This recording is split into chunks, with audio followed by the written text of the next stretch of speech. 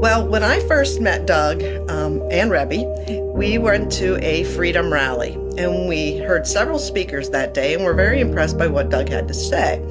So we went to several more rallies, and the more I learned about Doug, the more I appreciated him.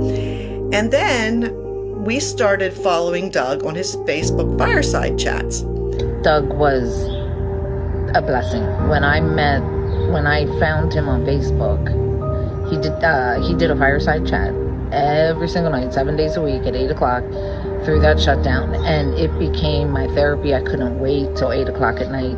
And then a man, unknown to most of us, enters the scene on his daily Facebook Live fireside chats.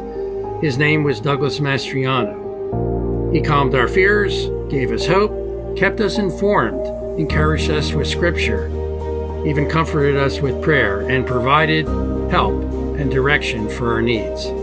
I first discovered Senator Mastriano during the dark times of the Wolf-Shapiro COVID-19 lockdowns. Every weeknight at 8 p.m., he would hold his Facebook Live fireside chats.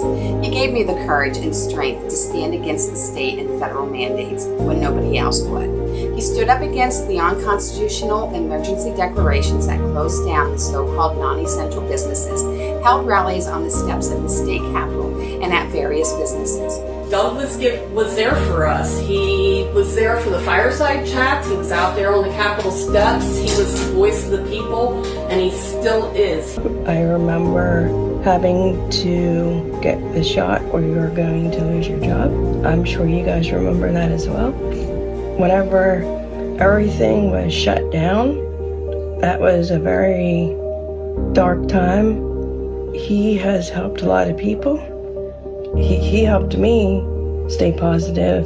Doug stood with the businesses that were under siege. He guided and strengthened their resolve to stand against injustice. That was such a very hard time for me, having two businesses, both of which were shut down. And I wasn't getting free money because I didn't have employees. So it was difficult. And Doug was the only one. I reached out to my local senators. None of them were working.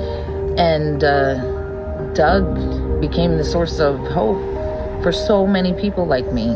He was the only one that worked the whole way through COVID because he cared about the businesses and the people who owned them and how they were going to survive with 4 months of no income. That's not an easy thing to do.